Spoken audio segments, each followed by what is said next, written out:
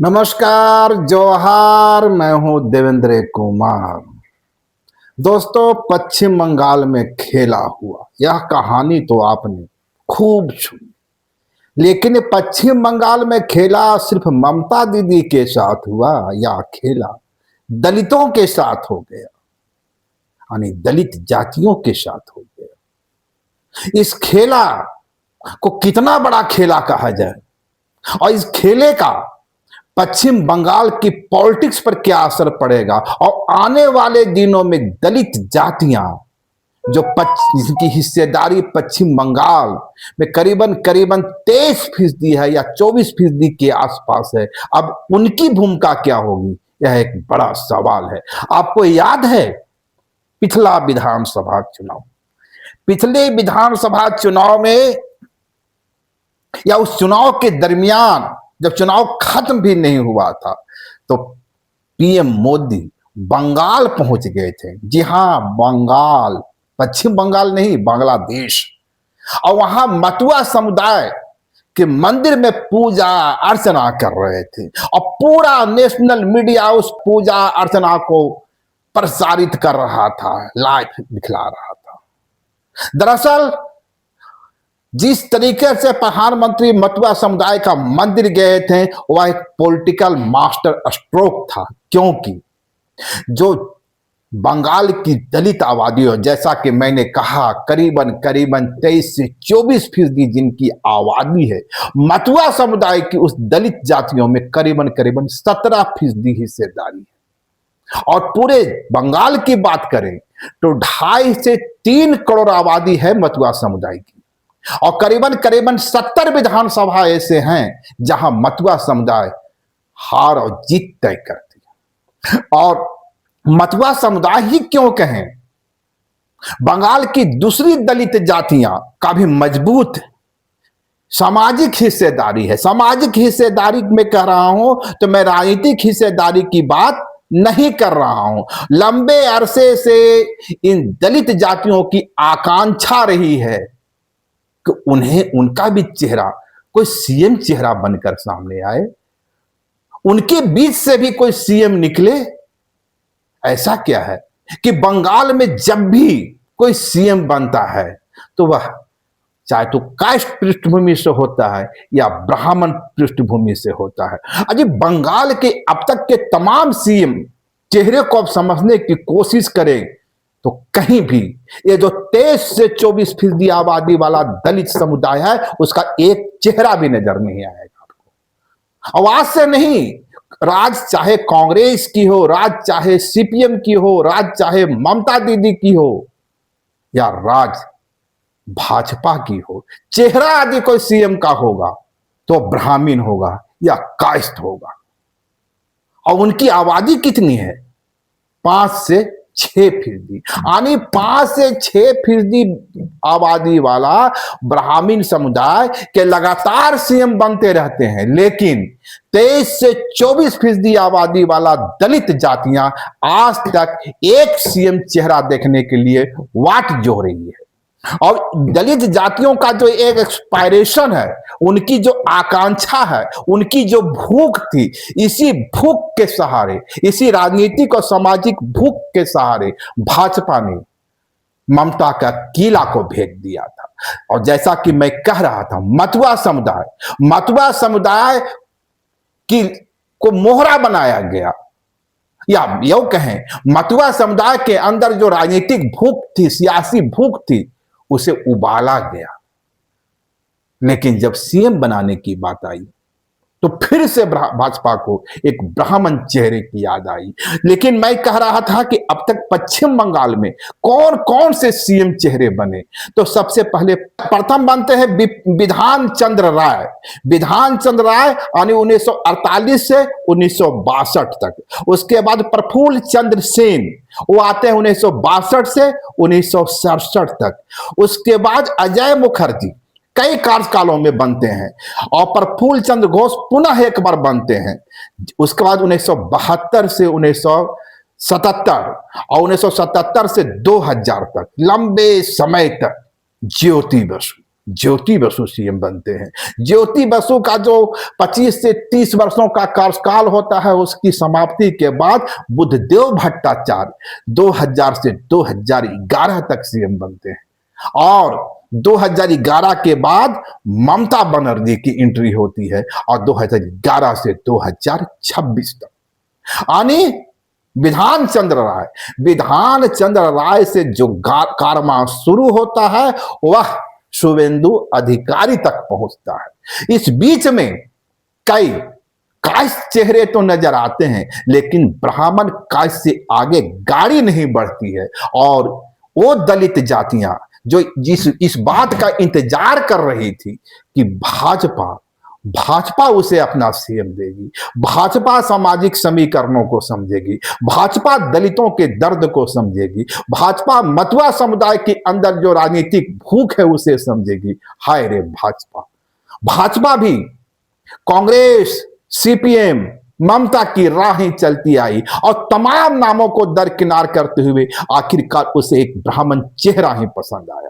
तो यह है दलितों की पीड़ा और यही है दलितों की त्रासदी। यदि मैंने मतुआ समुदाय की बात की, उसी बंगाल में दूसरा जो सबसे बड़ा दलित आबादी है वो राजवंशियों का है। उत्तर कुछ बिहार में उनका एक बड़ी आबादी है। ठीक उसी तरह से जिस तरह से मतुआ समुदाय जो है वो उत्तर और दक्षिण 24 परगना, नदिया कुछ बिहार के जिले में मुख्य रूप से प्रभावकारी और 70 विधानसभा में वो अपना प्रभाव डालते हैं। ठीक उसी तरीके से राजवंशी जो हैं उत्तर बंगाल के और कुछ बिहार में अपना प्रभाव रखते हैं। और यदि इनको और दूसरी दलित जातियों की बात करें तो बांगड़ी हैं, बावरी हैं, मोदी हैं, मोची हैं, चमार हैं। ये जंगल महल और मेदिनीपुर का जो इलाका है, यहाँ इन दलित जातियों की एक बड़ी आबादी है। उसमें बेली भी हैं, बेलदार भी हैं, भोक्ता भी हैं, भुईमाली भी हैं, भुइया भी हैं, बिंद भी हैं, चौपाल भी हैं, दाबगार भी हैं, धोबी हैं, दे हैं, घासी हैं, गोंदी हैं, हलालखोर हैं, हरी हैं। करीबन 60 ऐसी जातियां हैं जो दलित संवर्ग के अंतर्गत आती है और सिर्फ मतुआ समुदाय की आबादी ही 2 से 3 करोड़ के बीच मानी जाती है। तो दूसरे समुदाय की आबादी को यदि जोड़ लीजिए और पश्चिम बंगाल की जो आबादी है उसमें कम से कम 24% आबादी इसी दलित जाति की है। लेकिन एक सच्चाई यही है कि आजाद भारत से मोदी भारत तक, माने देश की आजादी से आज तक उस बंगाल में कोई दलित सीएम नहीं बना।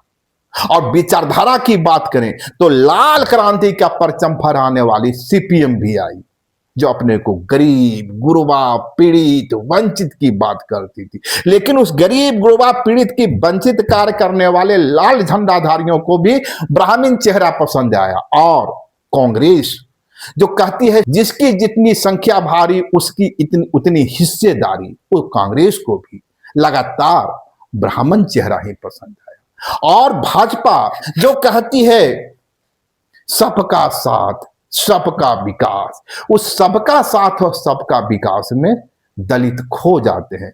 दलितों का राजनीतिक भूख का सवाल खो जाता है, दलितों की भागीदारी का सवाल खो जाता है। और थोड़ा और आगे चलिए, यदि आप देखिए भाजपा के अब तक तमाम जो मंत्री हैं, चीफ मिनिस्टर, उनके चेहरे को समझें तो आपको कई चीजें साफ हो जाएगी। करीबन 20-21 सीएम आज भाजपा से हैं। पहला नाम योगी आदित्यनाथ, यूपी से, राजपूत जाति से हैं। मोहन यादव एमपी से, यादव जाति से आते हैं, ओबीसी से आते हैं। भजन लाल शर्मा राजस्थान, ब्राह्मण समुदाय से आते हैं। देवेंद्र फडणवीस महाराष्ट्र, ब्राह्मण समुदाय से आते हैं। नायब सिंह सैनी हरियाणा, गैर ओबीसी जाट, गैर जाट यानी ओबीसी समुदाय से आते हैं। विष्णुदेव साय छत्तीसगढ़, आदिवासी समुदाय से आते हैं। मोहन चरण मांझी ओडिशा, आदिवासी समुदाय से आते हैं। भूपेंद्र पटेल गुजरात, पाटीदार आंदोलन पाटीदार समुदाय से आते हैं। पुष्कर सिंह धामी उत्तराखंड राजपूत जाति से आते हैं। मानिक साहा त्रिपुरा ब्राह्मण से आते हैं, ब्राह्मण समुदाय से आते हैं। प्रमोद सावंत गोवा मराठा समुदाय से आते हैं। हेमंत बिश्व शर्मा आसाम ब्राह्मण समुदाय से आते हैं। पेमा खांडू अरुणाचल प्रदेश आदिवासी समुदाय से आते हैं। युमनाम खेमचंद सिंह मणिपुर ये मैती समुदाय से आते हैं, यानी ओबीसी से आते हैं। और रेखा गुप्ता दिल्ली ये बनिया समुदाय से आती है। ये जो 20-21 नाम आपको मैंने गिना है, इसमें बिहार के जोड़ सकते हैं। बिहार का एक नाम छूटा, सम्राट चौधरी। ये तमाम नाम 20-21 नाम जो मैंने लिए, इसमें एक भी दलित नहीं है। वो दलित जिनकी आबादी हिंदुस्तान में 10 से 11% के आसपास है, उस दलित के पास आज अपना एक सीएम नहीं है, सीएम फेस नहीं है। और खासकर भाजपा और कांग्रेस शासित राज्यों में, कांग्रेस जिस राहुल गांधी को आजकल याद आती है, जिसकी जितनी संख्या भारी उसकी उतनी हिस्सेदारी, उस कांग्रेस ने भी अपने स्वर्णिम काल में किसी दलित को सीएम बनाने का जोखिम नहीं लिया। और भाजपा जिसका आज स्वर्णिम काल चल रहा है, इसने भी मतुआ समुदाय के जख्मों को कुरेदा तो जरूर।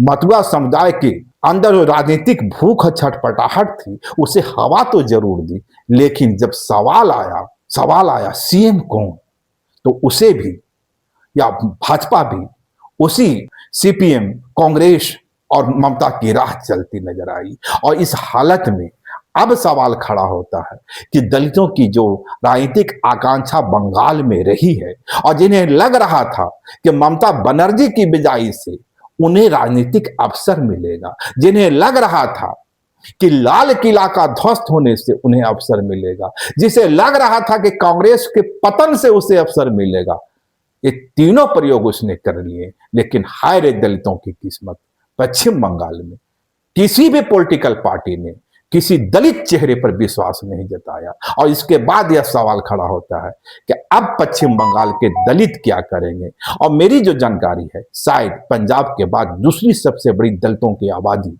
उसी बंगाल में है, जिस बंगाल के बारे में वामपंथियों ने दावा किया था कि यहाँ क्लास होता है, कास्ट नहीं।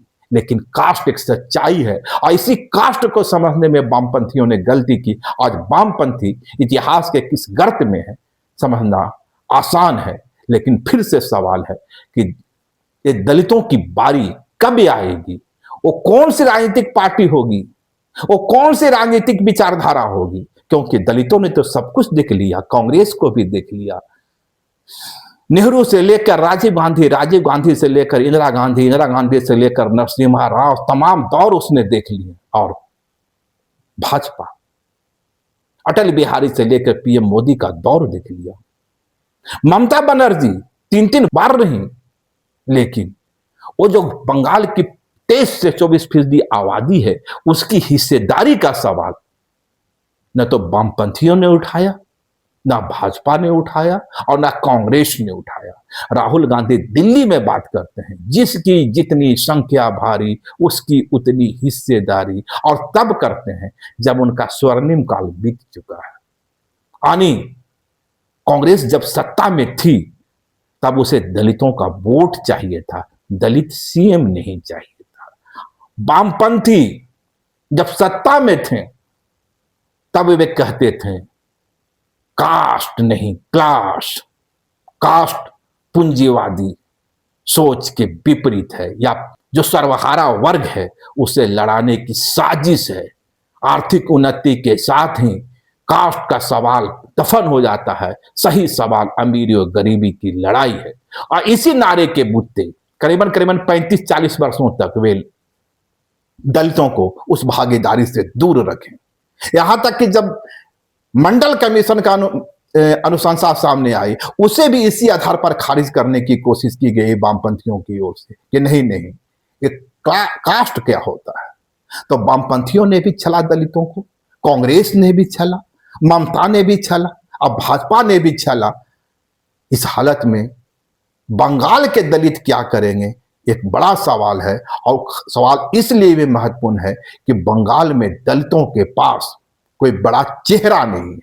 कोई चंद्रशेखर आजाद रावण नहीं है वहां जो दलितों के सवाल के, दलितों की आइडेंटिटी के सवाल को, दलितों की भागीदारी के सवाल को मुखरता के साथ सामने ला सके। यही दलितों की त्रासदी है, यही बंगाल में जो वंचित समुदाय है उसकी पीड़ा है, और यही वो सवाल है कि आखिर बंगाल की सत्ता में दलित सीएम की कुर्सी तक कब पहुंचेगा। क्या आजादी के 75 वर्ष 76 वर्ष तो पूरे हो गए, और भी 75 वर्ष इंतजार करने पड़ेंगे, और विचारधारा का नया नया प्रयोग होता रहेगा, और हर टटका टटका प्रयोग दलितों के साथ किया जाएगा, और दलितों को कहा जाएगा भाई झंडा ढो, झंडा। क्योंकि दलित यही झंडा तो वामपंथियों का ढोते रहे थे, दलित कांग्रेसियों का भी झंडा ढोलिए, दलित ममता दीदी का भी झंडा ढोली, और दलित भाजपा का भी झंडा ढो रही है, उग्र हिंदुत्व का झंडा ढो रही है, लाल झंडा भी ढोली। भाई इन दलितों की बारी कब आएगी? और यह स्थिति तब है जब दलितों ने झोली भर भर के भाजपा को वोट दिया। आप यकीन कीजिए, वैसे तमाम सीटें जहां दलितों की आबादी 30% से अधिक है, यानी जिन जिन सीटों पर दलितों की आबादी 30% से अधिक थी, वैसी 83% सीटें भाजपा के हाथ गई हैं। यानी कुल 72 सीटें भाजपा वहां से जीती है जहां दलितों की आबादी 30% से अधिक थी, और जहां 30% से आबादी कम है, यानी 10% से ऊपर है, ऐसी 56 सीटें भाजपा के पास गई है। तो इस मानने का कोई कारण नहीं है अब कि दलितों ने दिल खोलकर भाजपा को वोट दिया और एक सपना पाला कि इस बार तो उसके बीच से कोई सीएम बनेगा। लेकिन फिर वही हुआ जो कांग्रेस करती रही थी, जो सीपीएम करती रही थी, जो ममता करती रही थी, यानी कायस्थ ब्राह्मण से आगे गाड़ी नहीं बढ़ी। सोचिएगा जरूर। शुक्रिया, नमस्कार। लाइव लगातार के वीडियो को लाइक करें, सब्सक्राइब करें और बेल आइकन को दबाना न भूलें।